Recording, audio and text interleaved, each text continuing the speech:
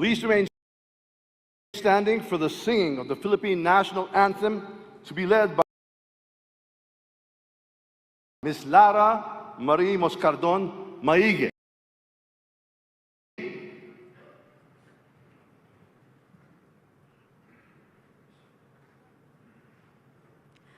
Bayang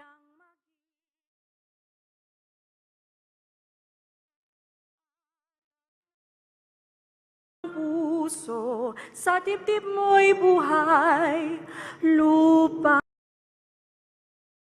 ang hinirang, tuyan ka ng magiting sa manlulupig, di ka pasisiil sa dagat at bundok, sa simoy at sa langit mong bughaw, may dilag ang tula at awit sa paglayang minamahal, ang kislap ng watawat mo'y tagumpay na nagniningning, ang bituin at araw niya kailan pa may di magdidilim, lupa ng araw ng luwalhatit pagsinta, buhay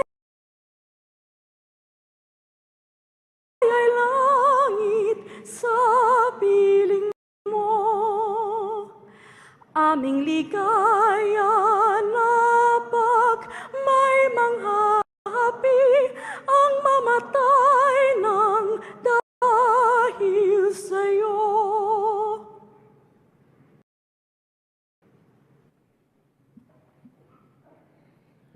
Please remain standing for the nation's prayer. Kindly bow your heads in prayer. O Diyos na makapangyarihan, manlilikha, tagapagbigay buhay at tagapagligtas. Salamat po sa inyong paggabay sa buong sandaigdigan, lalo na sa pagkalinga sa sangkatauhan mula sa dumating na pandemya. Maraming salamat sa mga pagbibiyayang patuloy ninyong ibinibigay sa aming minamahal na bayang Pilipinas. Bismillahirrahmanirrahim. Allahumma barik lana hadal ijtima. Sa pagtitipong ito, kasihan niyo po kami ng inyong banal na diwa at liwanag upang ang gawin ito ay magbunga ng ginhawa at kasiyahan sa pang-araw-araw na gawin ito, araw-araw na buhay na sambayanan. Salamat po sa muling pagsigla ng aming ekonomiya sa pag-unlad ng agrikultura at turismo, pag-inam ng education at pagkalahatan pang-agat ng ibang sektor ng serbisyo, production at pangangalakal na nagbibigay sa amin ng pagkain at kabuhayan. Rabbana atina fid dunya hasanatan wa fil akhirati hasanatan wa qina adhaban nar. Walhamdulillahi rabbil alamin. Salamat po sa matibay na bigkis ng aming pamilya at lipunan. Nakalakip ng kaloob niyong matibay na pananampalataya sa inyo at ang aming pananalig sa pamahalaan ay sama-samang bumuo ng aming matibay na pundasyon bilang isang bayan. Ang pamilya, pamahalaan at pananalig namin sa inyo, Ama, ang siya rin naming sandigan, kanlungan at bukal ng lakas sa pagharap at pananagumpay sa maraming hamon ng buhay. Salamat po sa pag-iral ng kapayapaan at kaayusan sa gitna at sa kabila ng iba't ibang pananaw, sa marubdob at masiglang diskurso ng aming demokrasya. Tulungan niyo po kami upang makamit ang mas malalim, matibay, malawak na kapayapaan sa ikabubuti ng lahat. Akayin niyo po kami sa pagpapaunlad panglalo ng ekonomiya upang makarating ang mas maraming biyaya sa bawat tahanang Pilipino. Kalakip nito, bigyan niyo rin po kami ng dunong at pagkakaisa sa pagharap at pangangasiwa ng hamon ng climate change. Maghari po kayo ng ganap ang inyong banal na diwa sa puso at isip ng aming mga mamamayan at mga pinuno, mga mambabatas, na mamahala at mga hukom, sampu ng kanilang mga tauhan, upang ang buong katapatan, ang paglilingkod nila at kagandahang loob na manguna sila at maglingkod tungo sa mapayapa, makatarungan, maayos, maunlad, masagana at masayang pamumuhay ng buong sambayanan. Itinatalaga po namin ang gawain ito sa inyo pong mabunyi at dakilang pangalan.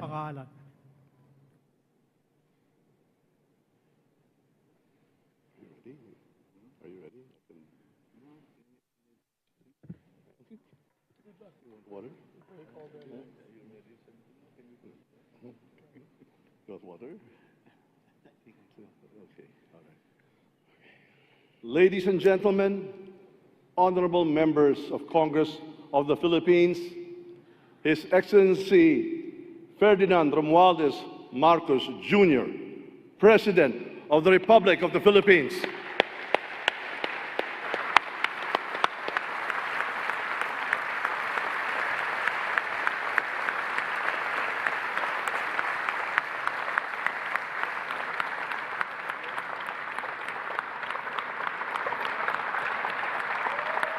Thank you.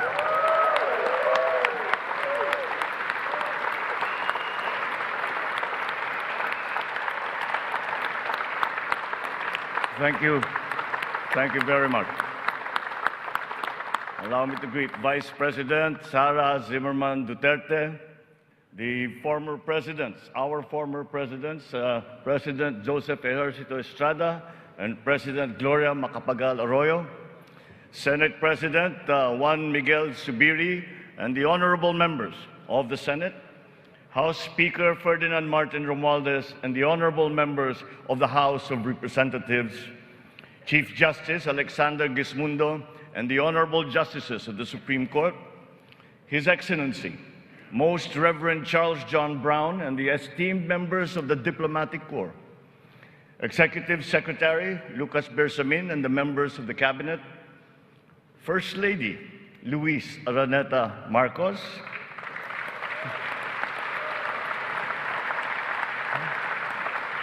former First Lady Imelda Romualdez Marcos,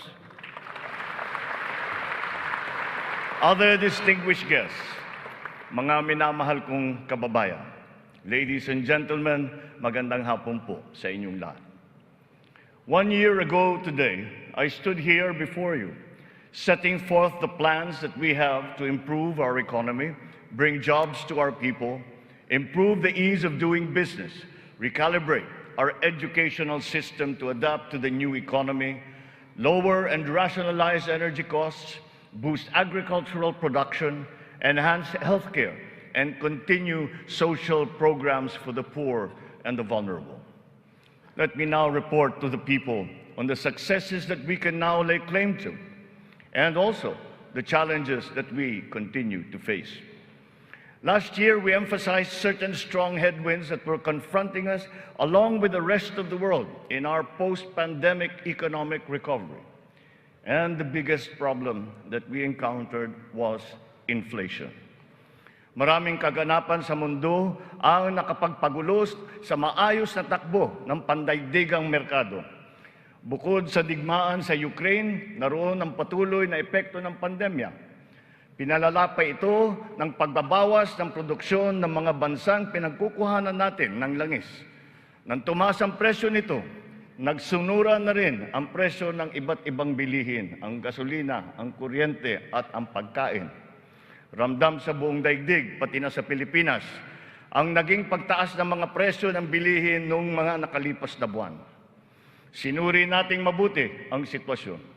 Sa tulong ng ating mga ekonomista, nakapagbalangkas tayo ng mga polisiya na magsisilbing pundasyon ng ating ekonomiya sa mga susunod na taon.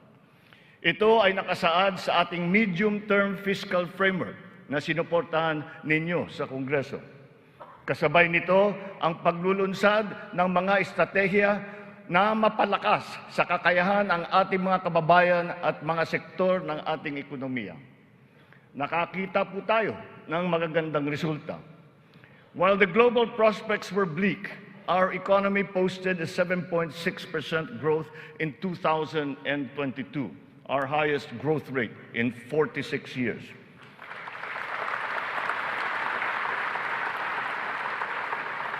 For the first quarter of this year, our growth has registered at 6.4%. It remains within our target of 6 to 7% for 2023. We are still considered to be amongst the fastest growing economies in the Asian region and in the world. It is a testament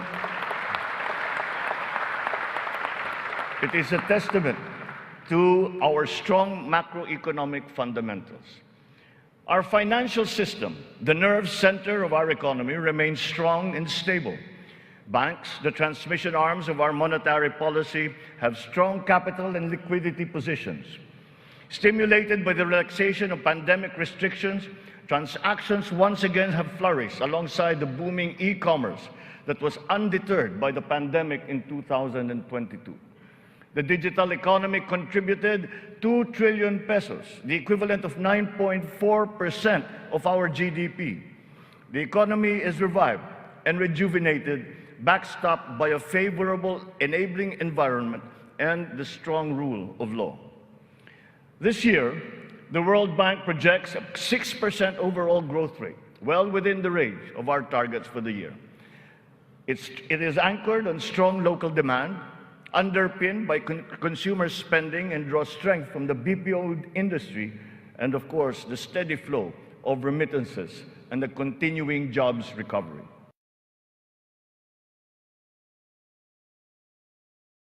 To ease up in all regions, settling now at 5.4% for June. What this means is that in spite of all the difficulties, we are transforming the economy. We are stabilizing the prices of all critical commodities. According to the Bangko Sentral, inflation is expected to ease further by the close of the year and projected at 2.9% by 2024.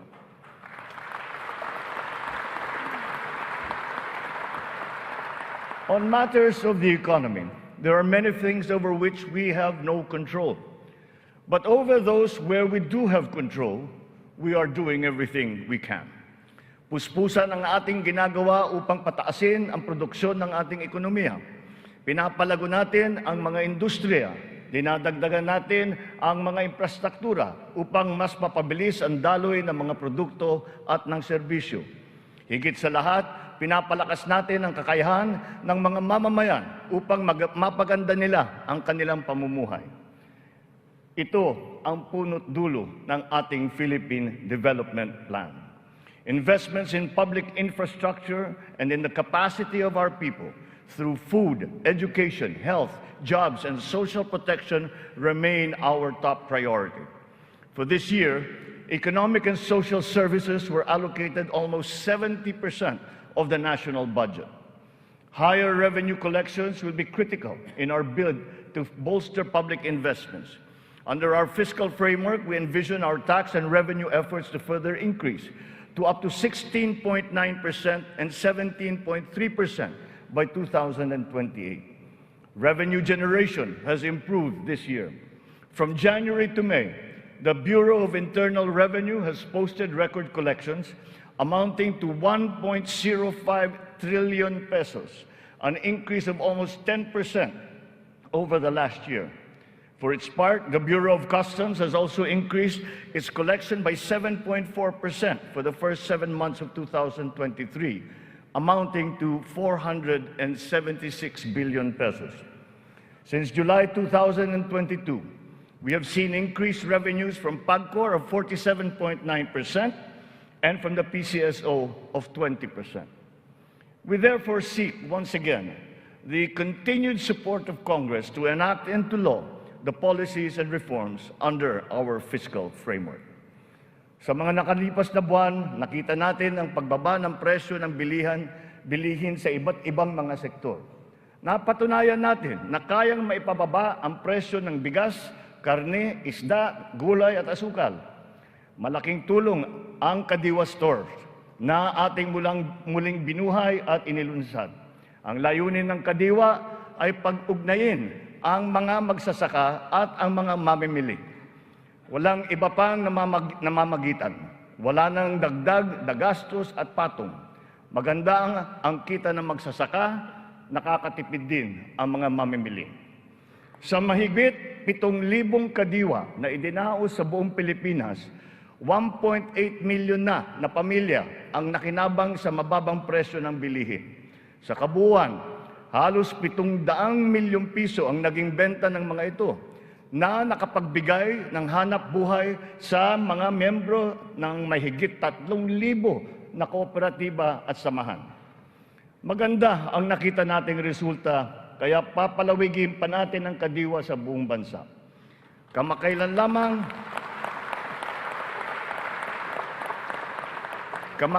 lamang ay nagsanib puwersa na ang mga ahensya ng pamahalaan upang lalo pang patibayin ang Kadiwa. Katuwang natin dito ang buong sektor ng agrikultura at ang lokal na pamahalaan. Our aim is to boost our local agricultural production through consolidation, modernization, mechanization, and improvement of value chains, augmented by timely and calibrated importation as needed. Nakita nating tumaas ng 2.2% ang sektor ng agrikultura sa unang 3 buwan ng taong ito. In our quest for food security, our methods are now more guided by science and the balance of nature, so that production is both sustainable and responsible, benefiting both this and future generations. Our fisheries codes must be revised to incorporate and strengthen science-based analysis and determination of fishing areas. This approach will protect both the interests of our fisherfolk and our fisheries and aquatic resources. To this end, we will seek the support of Congress to amend the code to guarantee sustainable development of our fisheries sector in harmony with environmental balance.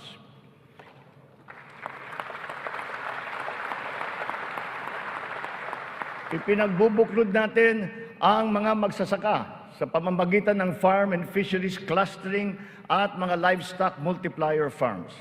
300 cluster na ang ating natukoy na binubuo ng halos 700 kooperatiba at may lawak na mahigit na 200,000 hektarya ng bukirin. Upang mas mapabilis at mas mapadali ang pagbuo ng kooperatiba, kakailanganin natin ang suporta ng Kongreso na maamyendahan ang Cooperative Code. Sa pamamagitan nito, unti-unting lalakas ang kanilang produksyon at puwersa sa merkado. Totoo ang kasabihan, mas malapas basta't sama-sama. Pinapalawak natin ang kanilang kaalaman sa makabagong mga teknolohiya at pamamaraan. Isa na rito ang paggamit ng biofertilizer na gawa sa Pilipinas at subok din at maaasahan. Sa balanced fertilizer strategy, gaganda ang ani ng mga magsasaka. Hindi na nila kailangan pang umasa. Bilang tulong sa mga magsasaka, namigay ang pamahalaan ng mahigit 28,000 mga makabagong makinarya at mga kagamitan sa iba't ibang dako ng Pilipinas. Sa ilalim ng iba't ibang mga programa ng kagawaran ng agrikultura, namigay ang pamahalaan ng mahigit na 50 milyong binhi ng palay, mahigit 1 milyong binhi ng mais, at sari-saring mga binhi ng gulay. Nagpamigay tayo ng mahigit 100,000 binhi ng nyug at nagpatanim sa halos 10,000 hektarya ng lupa sa buong bansa. Lahat ng mga binhing ito ay makabago, hybrid at mataas ang kalidad.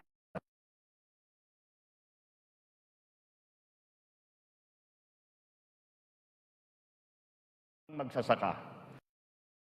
Ang mga natanggap nating donasyon na pataba mula sa China, pinimigay na natin kaagad sa kanila.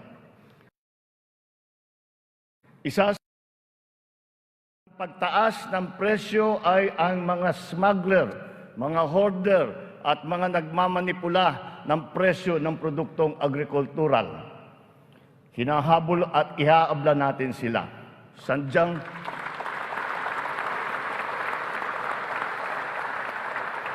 Sadyang hindi tama ang kanilang gawain at hindi rin ito tugma sa ating magandang layunin. Pandaraya ang kanilang ginagawa. Napapahamak hindi lamang ang mga magsasaka, kundi tayo rin mga mamimili. Kaya hindi natin papayagan ang ganitong kalakaran. Bilang na ang mga araw ng mga smuggler at hoarder na yan.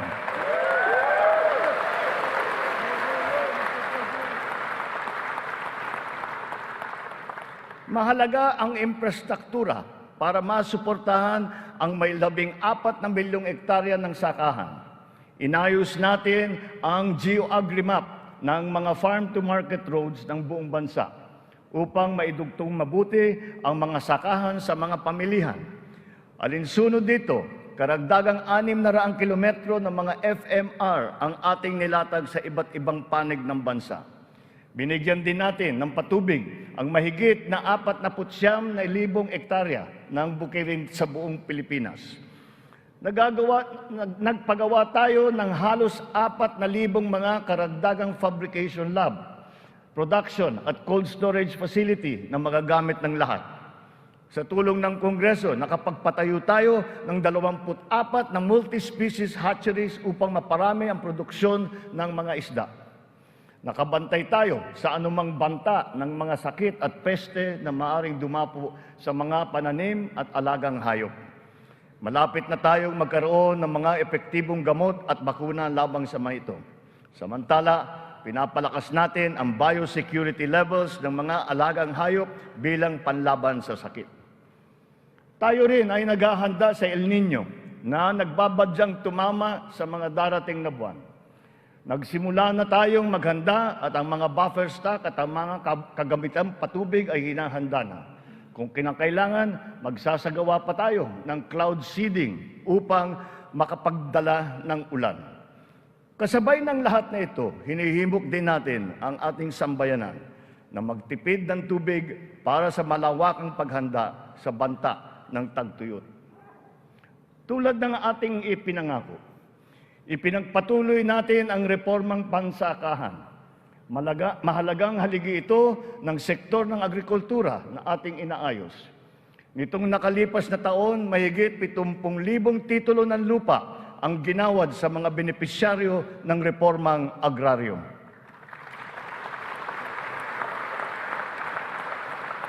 Tamang-tama ang ating pagpapatigil ng mga bayarin ng mga benepisyaryo sa ilalim ng ating nilagdaan EO number 4.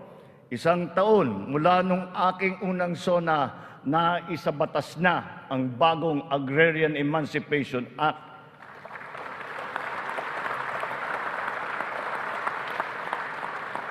Dahil dito, ang 57 billion piso ng utang na pinapasan ng mahigit 600,000 benepisyaryo ay tuluyan ng nabura.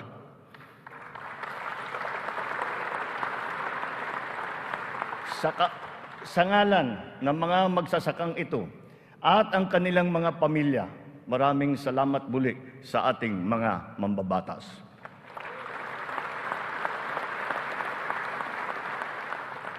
Ang tubig ay kasing halaga rin ng pagkain. Kailangan natin tiyakin na may sapat at malinis na tubig para sa lahat at sa mga susunod na salinlahi. Kasama na rito ang tubig na ginagamit natin para sa sakahan.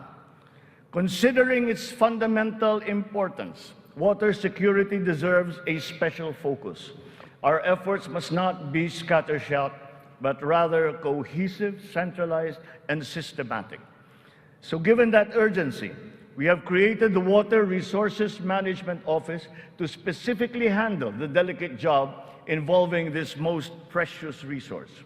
Nakikipag-ugnayan tayo sa Kongreso upang maipasa ang batas para sa pagbuo ng isang Department of Water Resource Management.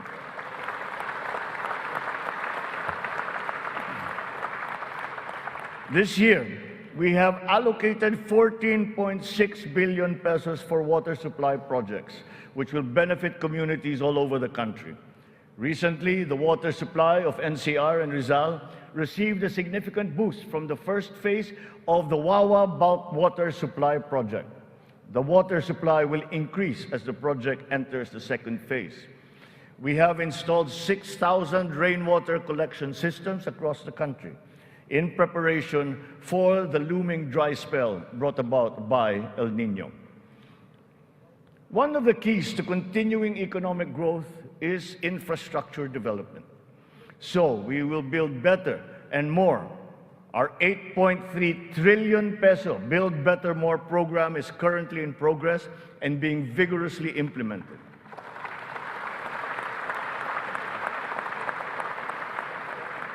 Ang buong bansa ay makikinabang sa 174 na proyekto sa ilalim ng programang ito. Hindi lamang natin pinapagpatuloy ang mga nasimulan ng mga proyekto, lalo pa natin pinapalawak. Kaya naman, ang 123 proyekto dito sa Build Better More program ay bago. The flagship projects cover investments in the areas of physical connectivity, water resources, agriculture, health, digital connectivity, and energy. Physical connectivity infrastructure, such as roads and bridges, seaports, airports, mass transport, account for 83% of this program. Our infrastructure spending will stay at 5 to 6% of our GDP.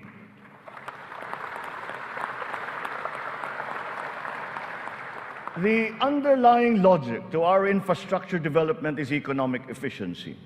We are opening up all gateways to mobilize goods and services at less cost and in less time, and ultimately to drive the economy forward. Our road network plans must link not only our 3 major islands, but all prospective sites of economic development. The 1,200-kilometer Luzon Spine Expressway Networks program will effectively connect Ilocos to Bicol from 20 hours to just 9 hours of travel.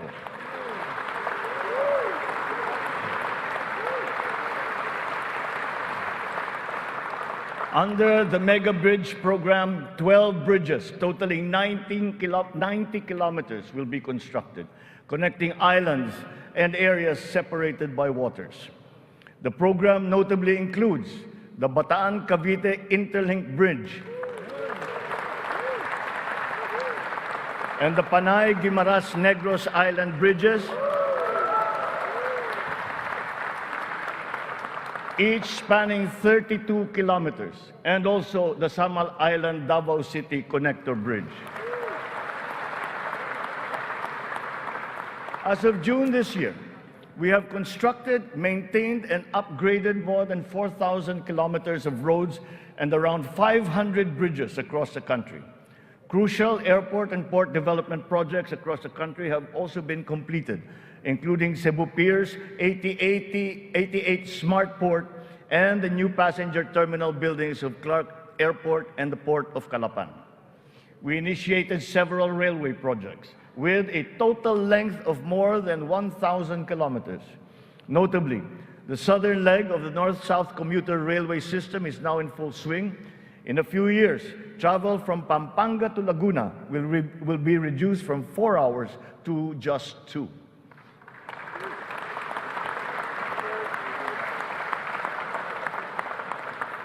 Intermodal connectivity will also be a primary consideration. Roads, bridges, and mass transport systems will be interconnected. This network will provide access and passage to vital and bustling economic markets, such as agriculture hubs, tourism sites, and key business districts. For strategic financing, some of the nation's high-priority projects can now look to the newly established Maharlika Investment Fund without the added debt burden. In pooling a small fraction of the considerable but underutilized government funds, the funds shall be used to make high-impact and profitable investments, such as the Build Better More program. The gains from the fund shall be reinvested into the country's economic well-being.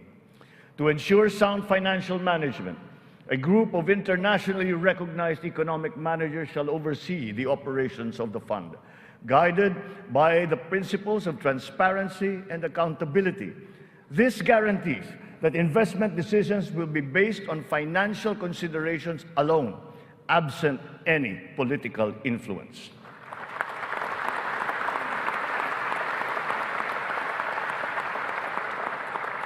The funds for the social security and public health insurance of our people shall remain intact and separate. Owing to favorable market conditions, the price of crude oil has stabilized. Since last year, gasoline and diesel prices have gone down by 18% to 29% respectively. We have built 8 new additional power plants.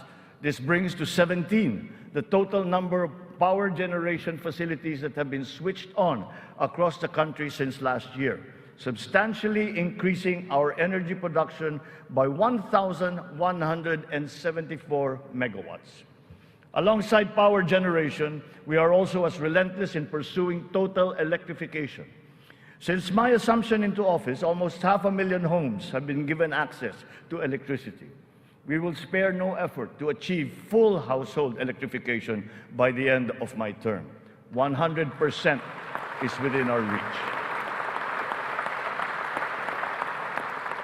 When it comes to energy, renewable energy is the way forward.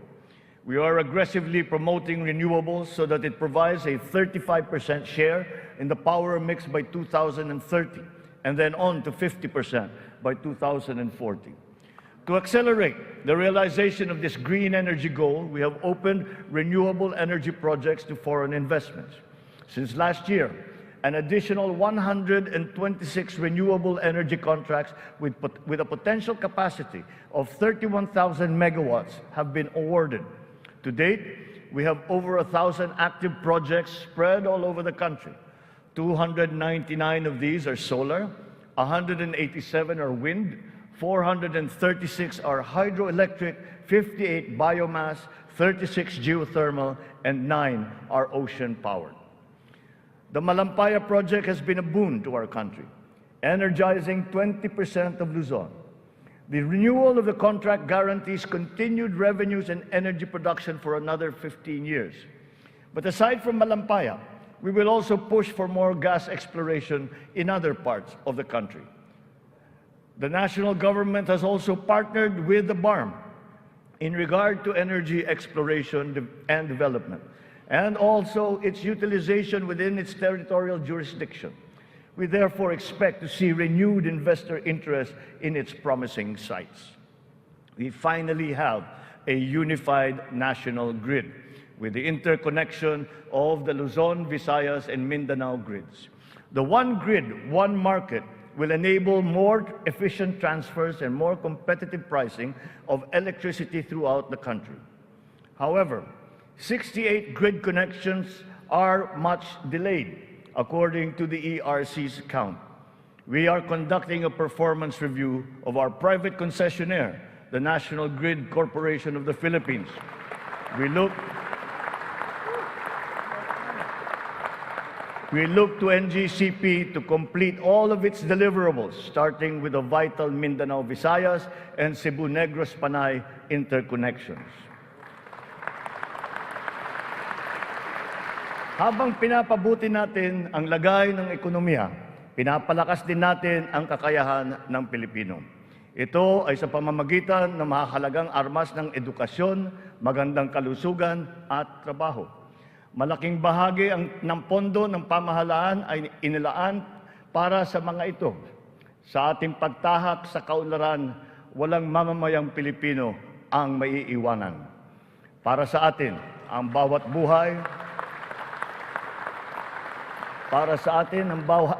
buhay ay mahalaga. Anuman ang edad, kasarian, pangkat, relihiyon o pisikal na kondisyon, sila ay kukupkupin at tutulungan. Naglalaan tayo ng sapat na pondo para sa mga paglingap ng mga lubos na nangangailangan. Layunin natin na sila ay makabangon, mabigyan ng sapat ng kakayahan at maging produktibo. Hindi lamang DSWD, kundi pati ang DOLE, ang DepEd, TESDA, CHED ay tumutulong sa ating mga kababayang nangangailangan. Ang AIX, TUPAD, TVET for Social Equity, Social Pension for Indigent Senior Citizens, at ang Cash for Work para sa mga PWDs ay ilan lamang sa mga mahahalagang programa ng pamahalaan para sa kanila. Nariyan din ang Integrated Livelihood Program Kabuhayan upang matulungan ang mga maliliit na negosyo.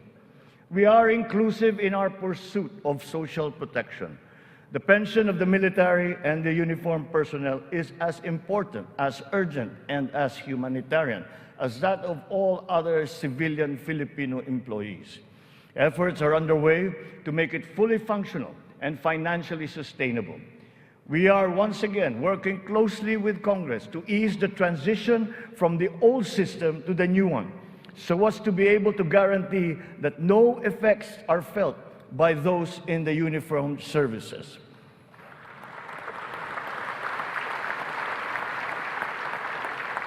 Nagsisimula ang lahat sa edukasyon. Ito ay para palakasin ang isip at kakayahan ng bawat Pilipino.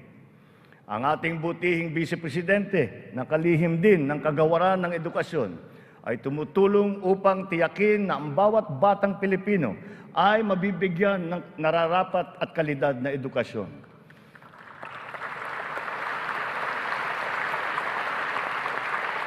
We have renewed hope in giving the best to our next batches of students, especially the 28.4 million learners who return to school this year. Learning recovery will be at the forefront of our education agenda. The Matatag Agenda for Basic Education has been launched, focusing on relevance of curriculum, rapid and responsive delivery, and the welfare of both learners and teachers. We are augmenting as well our school workforce. 90% of the newly created teaching positions have now been filled, while additional administrative personnel have been hired to unburden the teachers of any extra load. Taking to heart the lessons of the pandemic, alternative delivery modes and blended learning methodologies have been adopted to ensure unhampered learning. Additional social safety nets, such as school-based feeding programs, are also being implemented. Learners will be made more resilient. Our public schools and facilities are being increased and fortified. The shortage of classrooms and facilities is being addressed. Aside from new construction, schools and facilities are being retrofitted to become ready for the future, ready for hybrid and high-tech learning, and also climate-ready and disaster-proof.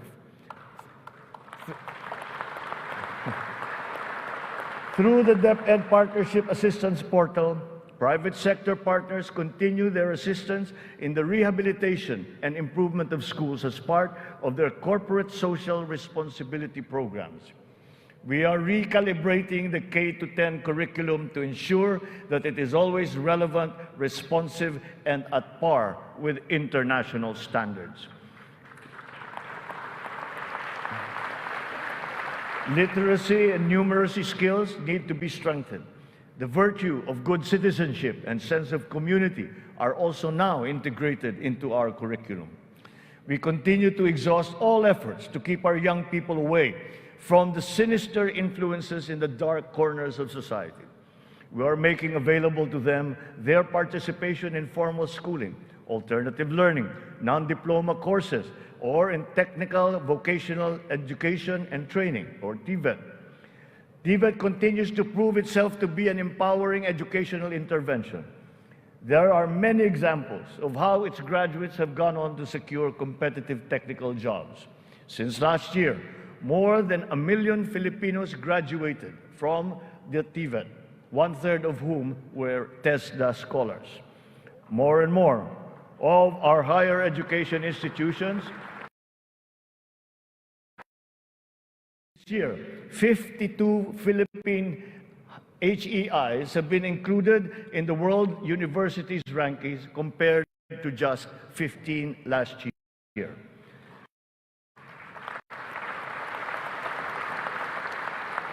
We will not let a student's financial constraints be a hindrance to his or her education. We have activated social safety nets, such as skills development training and youth employment programs. Tertiary education in state universities and colleges will remain free for our qualified students.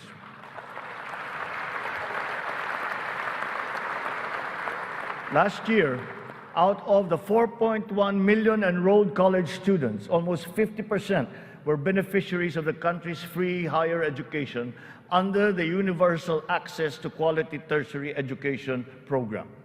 Deserving and talented students without the financial capacity to attend school will not be left behind in this education agenda. A culture of innovation, working hand in glove with a culture of entrepreneurship, must be fostered. This is Philippinovation. Science and technology, especially R&D, will be at its foundation.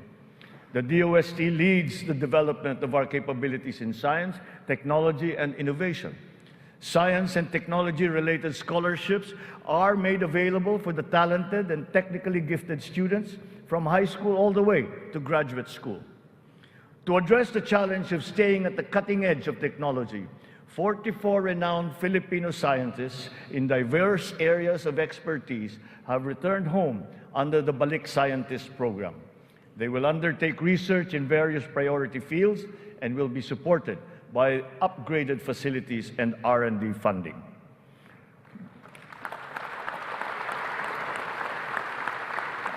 The Philippines has launched 2 additional satellites into space. Together with the first satellite, they will track weather, predict storms, evaluate soil and water supplies, analyze shifts in population, and be used for traffic management, geohazard mapping, risk assessment, and even including security and defense. Science, technology, and innovation will drive the quality and competitiveness of our workforce, as well as our manufacturing, export, creative, and service industries, in existing markets and in new ones waiting to be explored. The bane of the mismatch between jobs and skills among our workforce is being rectified through strengthened government, industry, labor, academe partnerships, and the continuous reskilling and upskilling training programs that we have put before our workforce. For our seafarers to continue to excel, maritime education in the Philippines has been strengthened. This will progress and solidify our country's position as a global maritime hub through the steady supply of competent Filipino seafarers to foreign merchant marine vessels. The question about the European Union's recognition of the standards of training of Filipino seafarers has, after 17 years, finally been resolved.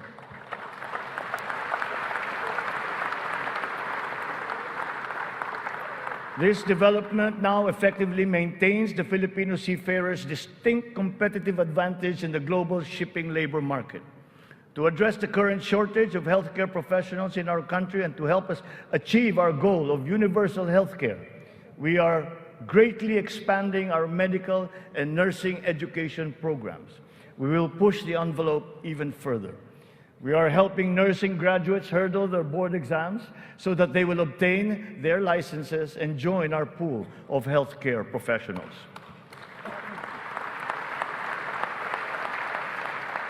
Ang kalusugan ang ikalawang armas para sa lakas ng pangangatawan ng bawat Pilipino. Isinusulong natin muli ang kalusugan ng Pilipino. We are now refocusing our health priorities, applying the lessons learned from the pandemic and addressing the weaknesses that it has exposed. Healthier communities and lifestyles are our advocacy. We have launched convergent programs to address hunger and nutrition-related issues amongst our people, especially the children, like stunting and wasting. Last week, we introduced the pilot food stamp program, which seeks to supply the nutrition needs of the million most food-poor Filipinos. The FSP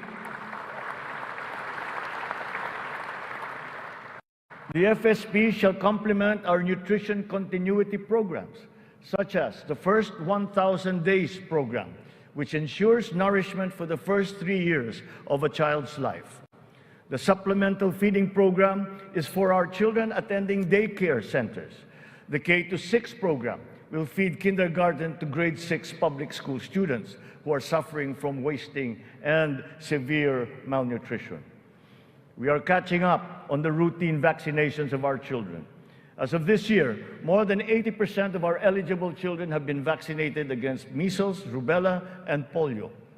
Nananawagan ako sa lahat ng mga magulang na kumplituhin ang mga bakuna ng kanilang mga anak at magtungo sa pinakamalapit na health center para sa mga libreng bakuna.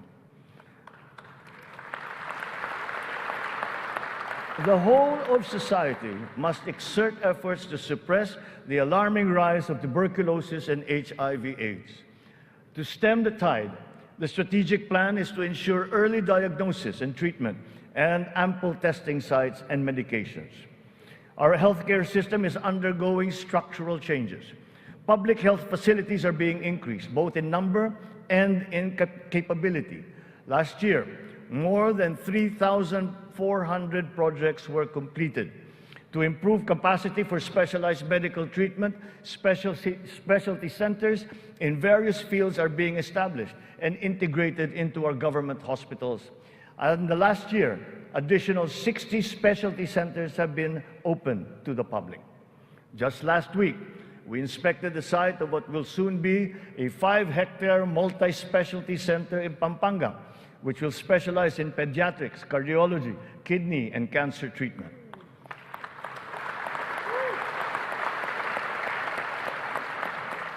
We are working for a more direct, efficient delivery of services through integrated primary care providers and networks in partnerships with the LGUs and our partners in the private sector.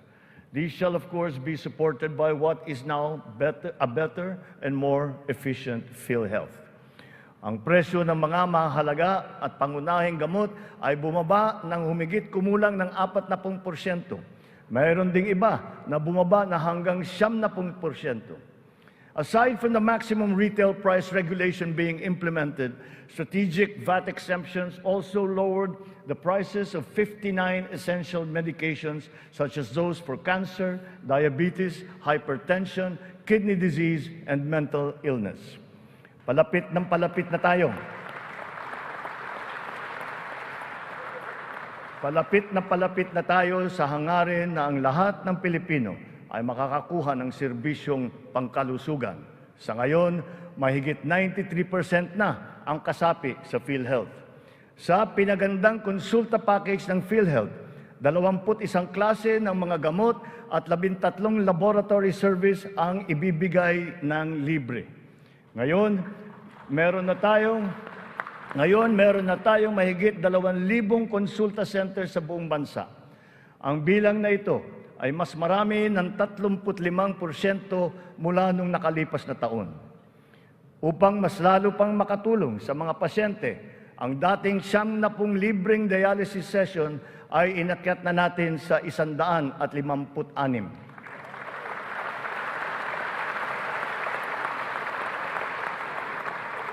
Mga kababayan, libre na po ngayon ang dialysis para sa karamihan ng Pilipino.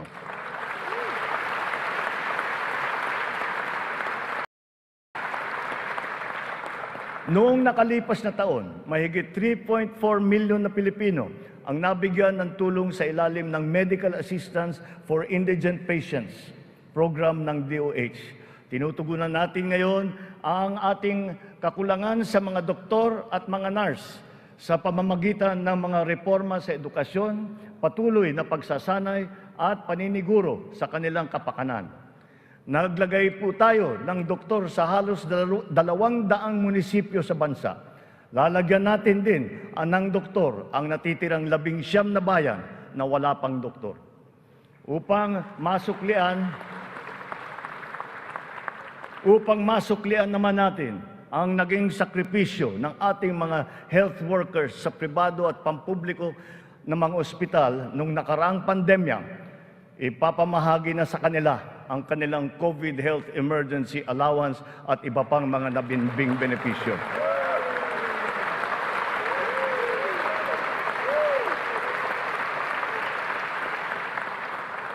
Kasabay ng pangangalaga natin sa edukasyon at kalusugan ng ating mamamayan, tinitiyak din natin na may sapat at magandang hanap buhay sa loob at maging sa labas ng bansa. As of May this year, our employment rate rose to 95.7%, clear proof of the improvement from the severe unemployment that we experienced during the height of the pandemic. Employment then was at a low of 82.4%. But even with our current high level of employment, we must do more. We will generate additional jobs for the remaining 4.3% of our workforce, as well as for the 11.7% underemployed Filipinos seeking better employment opportunities. Under the banner of our fast-growing economy, we are aggressive in our investment in business promotions and facilitations. For that, we have not limited ourselves to the local economy, but we have looked to the global economy for partnerships and agreements.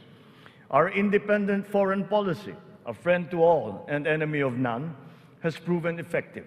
We have formed strategic alliances with our traditional and newfound partners in the international community. We have embarked on foreign trips to promote the interest of the country for peace building and for mutually beneficial purposes. These economic missions have yielded an estimated total investment value of 3.9 trillion pesos or 71 billion US dollars, with a potential to generate 175,000 jobs. The implementation of recent economic reforms is underway. BOI-approved investment projects have reached 1.2 trillion pesos during our first year, while other strategic investments approved for processing through the newly established green lanes amount now to 230 billion pesos.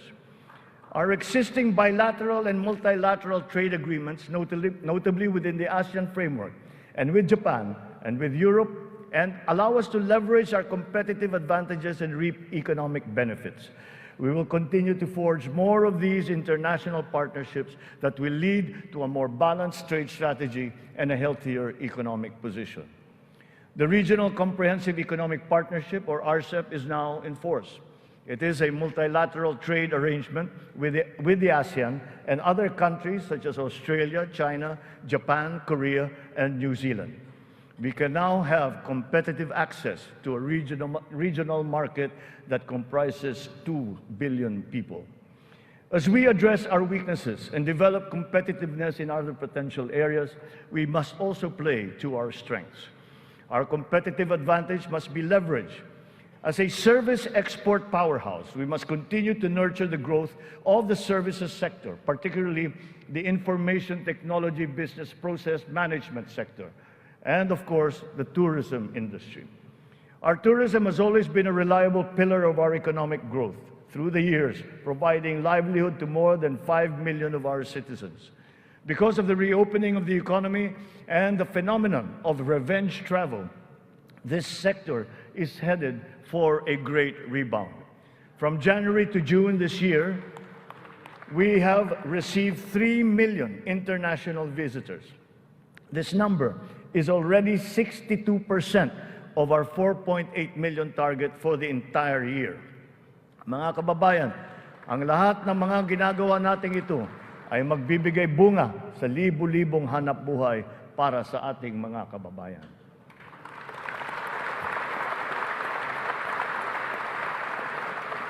To create these investment opportunities, we must ensure that an enabling business environment is in place, that there is peace and order, and that the rule of law governs. We will solidify our country's reputation as an attractive and reliable investment destination. Building on institutional reforms of recent years, we have created green lanes for strategic investments and expedited the business processes in various sectors and investment modalities. A progressive and rationalized system of taxation is a component of the ease of doing business. The CREATE law has made our corporate tax and incentive schemes equitable and business-friendly. There are more structural tax reforms that must be introduced to allow us to reach our socio-economic targets. Digitalization is the call of today, not the call of the future, not the call of the future, but of the present. It is here, it is needed, and it is needed today. Government must fully embrace digitalization to provide better service to the people through its vital frontline services and its back-end functions. Digitalization will support the government's data-driven and science-based planning and decision-making. It is the greatest, most powerful tool, not just to improve the ease of doing business, but also against many forms of graft and corruption. Data shows that digitalization, in conjunction with government streamlining efforts, has significantly boosted efficiency. Notable examples are in the areas of government payments, company and business registrations, issuance of permits and licenses, loan applications, and revenue collection. All our digitalization efforts will be linked to our payment systems, whose digital transformation has been accelerating at a remarkable rate. Digital payments accounted for 42% of the total retail payments made in 2022, whether by businesses or individuals or by the government. Its high trajectory is now well positioned to achieve Bangko Central's target of 50% of total retail payments by this year. The eGov PH app has also been launched. As envisioned, all key government services are to be integrated into the single and centralized mobile app for the convenience of the general public. The national ID system will be at the core of this digitally transformed network of government services. It will fundamentally change the lives of each Filipino. At 87% total registration, we are now closer to establishing a complete, accurate, and reliable digital database of our own for the entire population.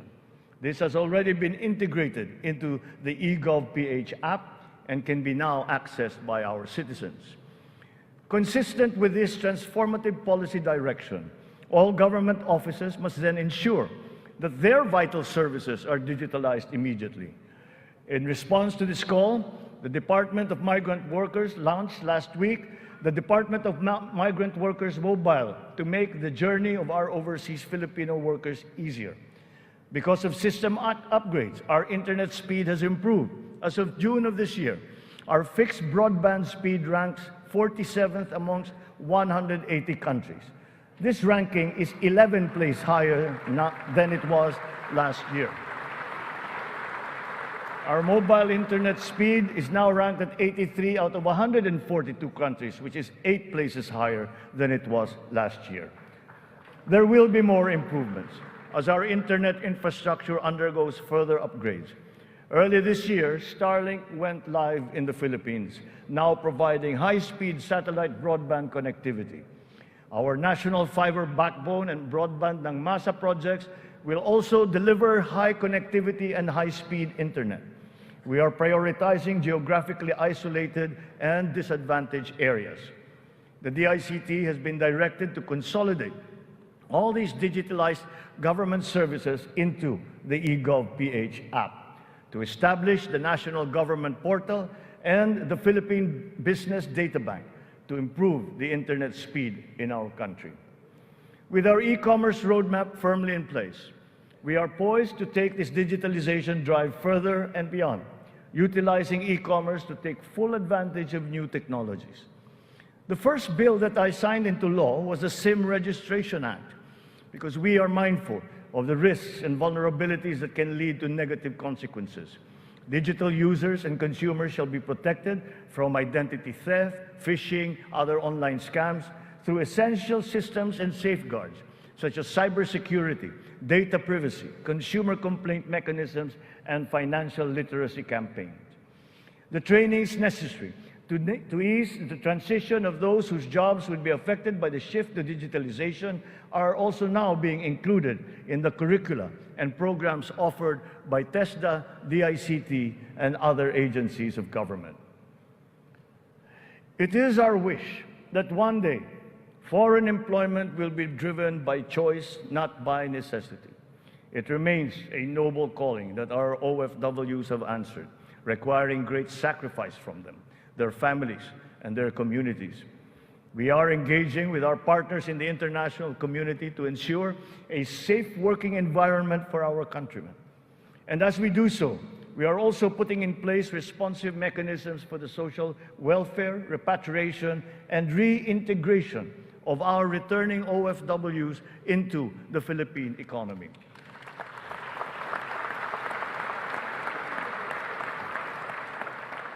As the world economy reopens, we are witnessing a rise in overseas Filipino deployment. In 2022, the number has increased by 62%. OFWs continue to send in historically high remittances, solidifying their role in our transformative economic growth. In 2022, our OFWs contributed $32.5 billion, or roughly 1.8 trillion pesos, to our economy. Several countries have also signified interest to explore bilateral labor cooperation with the Philippines in the areas of healthcare, tourism, hospitality, engineering, construction, and information technology. Recently, we signed agreements with Singapore, Austria, and the province of Alberta in Canada. Our priority is to ensure that the principles of ethical recruitment, fair employment, and the safe and orderly migration of our people are embodied in our agreements with other countries. For example, the deployment issue in the Kingdom of Saudi Arabia has now been resolved. And as of today, 70,000 of our OFWs have already been deployed to Saudi Arabia for employment.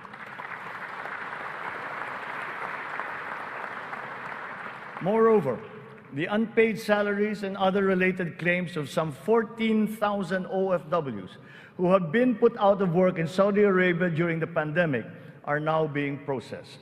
The Crown Prince of the Kingdom of Saudi Arabia himself personally committed to me that the unpaid claims of Filipino workers would now be paid.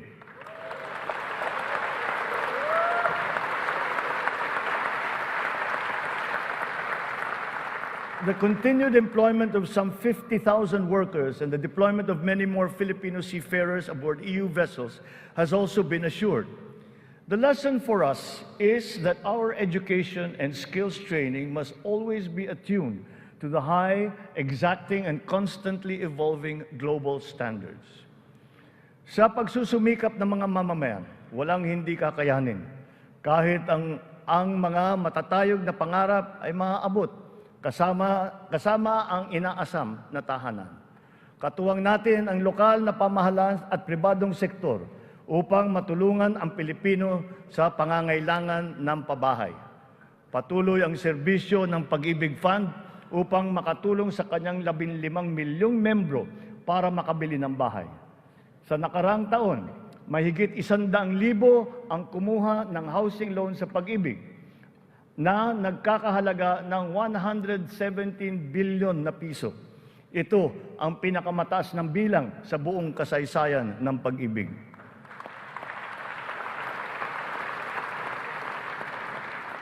Itong nakalipas na taon, mahigit 148,000 na kabahayan at mahigit 30,000 mga Certificate of Eligibility of Lot Award ang naipamahagi sa Luzon, sa Visayas at sa Mindanao, sa ilalim ng sari-saring mga programang pabahay ng pamahalaan.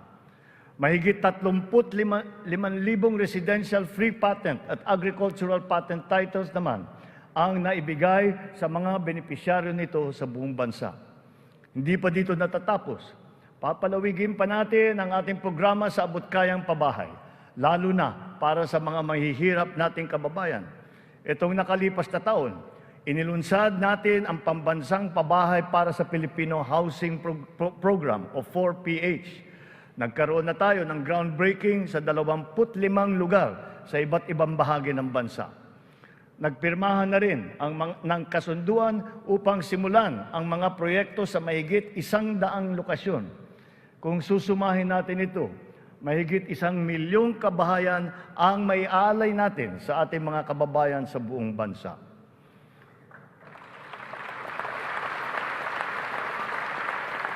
The building blocks of progressive, livable, and sustainable communities will never be complete without appropriate and responsible action to mitigate and to adapt to the effects of climate change. We can never lose sight of our responsibility to the future. The economic agenda cannot and will not ever be incompatible with our climate change agenda. Climate change is now an important criterion in our integral national policies, in planning, decision-making, up to the implementation of programs. The potential advantages of such enlightened policies extend to jobs and livelihood, with the unlocking of the development of the green and blue economies. We have learned many painful lessons from past disasters, but we continue to be alert and prepared in our disaster response. It has in fact been commented that sometimes we are over-prepared for such natural disasters. Well, to continue that, we are reorganizing our response teams to make them more adaptable, agile, and effective in times of calamities and crises, with a clear unity of command. Our evacuation centers are being upgraded to withstand the greater forces of the new normal of extreme weather, as well as other natural and man-made disasters. Furthermore, new evacuation centers are also being built, of which 55 have already been completed. We remain committed to global decarbonization goals and the reduction of our carbon footprint. We preserve and protect the treasure that is our forests. Their value to the environment, to the ecology, and the economy is incalculable. We have adopted the concept of the circular economy, using nature as our model. The aim is to keep raw materials in a closed loop. In our world with scarce resources, the circular economy allows us to fully use these resources, minimize waste, and reduce the need for new resources, just as it is in nature. Just like our climate change action, this new system requires the participation of all sectors of society, up to each individual citizen, for it to succeed. Only a whole of government and whole of society approach will enable us to do all of these. It is necessary to apply all the resources that are at hand if we are to progress as quickly as we need to. Collaboration is the key between and among government offices, and between government and the private sector, between industries and the academe, between government and international partners, and most importantly, collaboration between and among our populace. Kakailanganin natin ang tulong at kakayahan ng buong pamahalaan at ng buong bansa. And so, we shall do the same for the next 5 years. We seek not only to become more effective, but more, to become truly transformative. This approach will be operationalized through the interagency cooperations, as well as through coordinated efforts between and among the 3 branches of government and the independent constitutional bodies. We have organized private sector advisory councils and national local mechanisms to establish the needed linkages. Once again, on this same principle, I urge the government to enact a new government procurement law and a new government auditing code.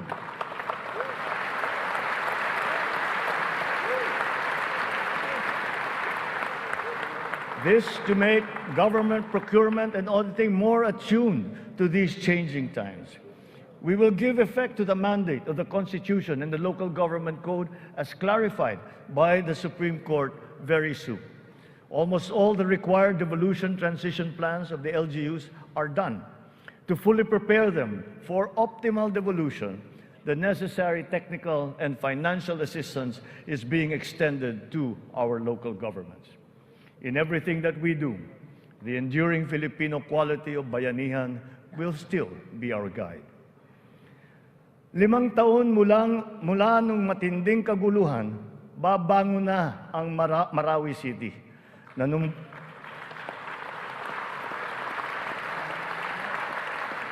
Nanunumbalik na ang sigla sa pamayanan, maraming proyekto ang nakumpleto at mga infrastrukturang naitatayo.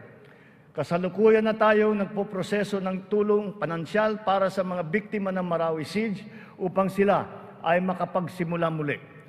Naway mamayani ang pag-asa. Naway magpatuloy ang pagkakaisa, pagmamatyag at paghahangad ng kapayapaan at kaunlaran.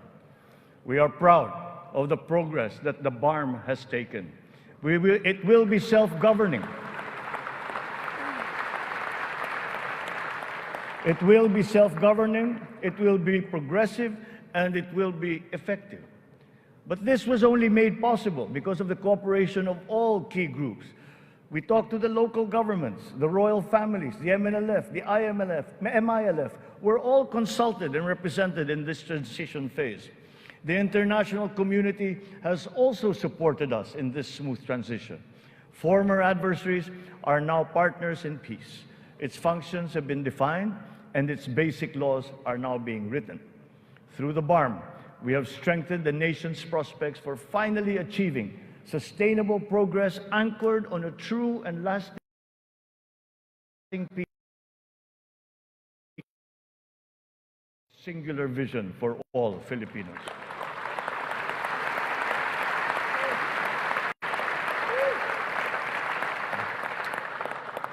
A strong and stable rule of law will strengthen the foundation of our transformation.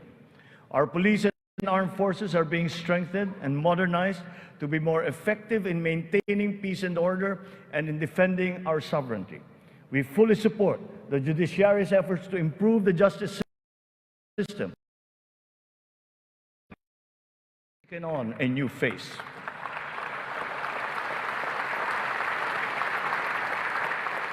It is now geared towards community-based treatment, rehabilitation, education, and reintegration to curb drug dependence amongst our affected citizenry.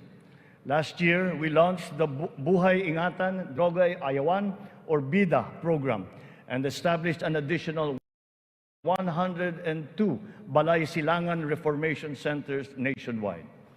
We will relentlessly continue our fight against drug syndicates, shutting down their illegal activities,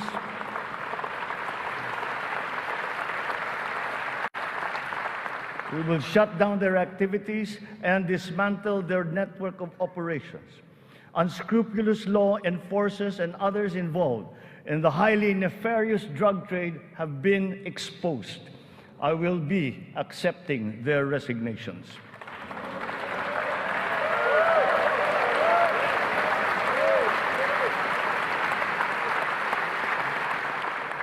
In their stead, we will install individuals with unquestionable integrity who will be effective and trustworthy in handling the task of eliminating this dreaded and corrosive social curse.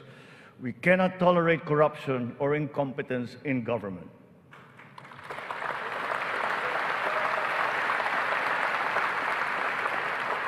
For almost half a century, some of our fellow Filipinos have taken to arms to make their views known and felt. We are now at the point in our history when their armed struggle has evolved. We have now progressed together towards peace and development. We have incorporated capacity building and social protection into our reintegration programs to guarantee full decommissioning of former combatants. Through community development and livelihood programs, the barangay development and enhanced comprehensive local integration programs have been effective in addressing the root cause of conflict in the countryside. To complete this reintegration process, I will issue a proclamation granting amnesty to rebel returnees, and I ask Congress to support me in this endeavor.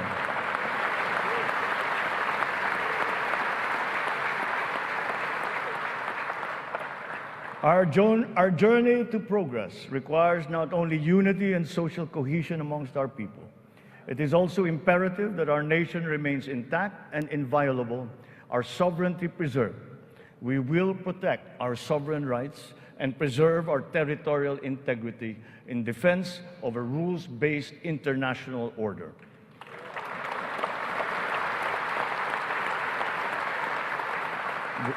With our national interests paramount, we will always pursue constant dialogue and diplomatic approaches to the resolution of any issue that may arise. So the initial results of our efforts inspire confidence. Let us continue to be relentless in our aspiration of peace and progress. This has not been the work of a single person, neither a single branch of government, nor even the whole government acting alone. This is the collective synergy achieved by all Filipinos working together. It took a whole-of-nation effort to achieve this immediate recovery from our pandemic slump. Unity was what made us rise once more. Nagsisimula pa lamang tayo. Ang pagbangon ng ating bayan ay magpapatuloy pa. Hinihiling ko ang inyong tiwala at pakikiisa. Sa ganitong paraan, makakamtan natin ang ating tanging hangarin, ang maginhawa, matatag at panatag na buhay para sa lahat ng Pilipino.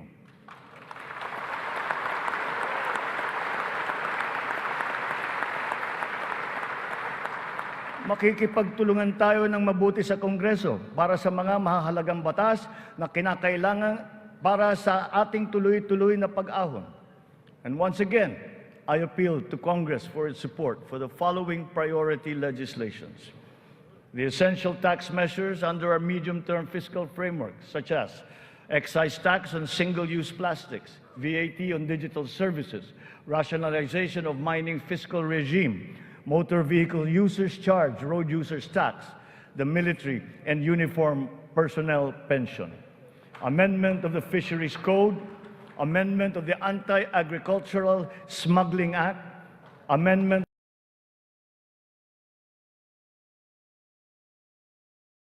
government procurement law,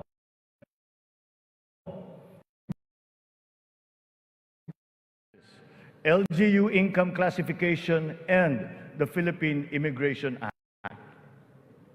In the past year, it has been a source of great hope and optimism to me to now know that there is an enormous pool of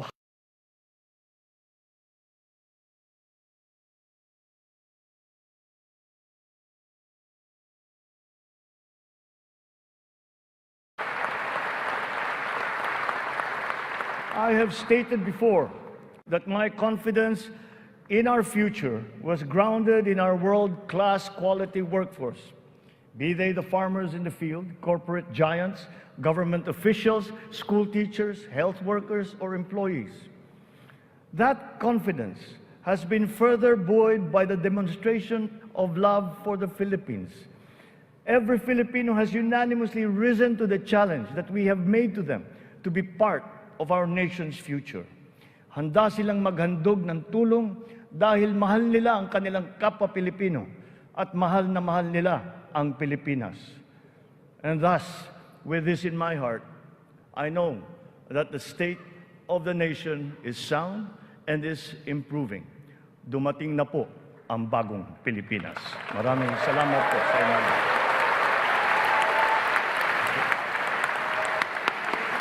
Yes.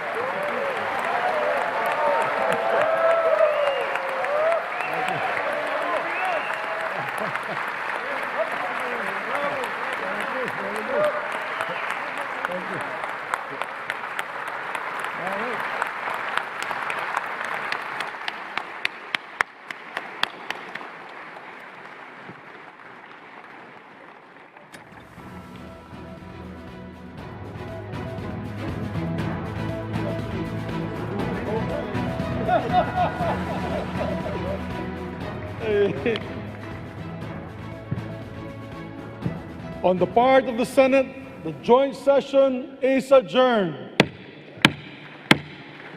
On the part of the House of Representatives, the joint session is adjourned.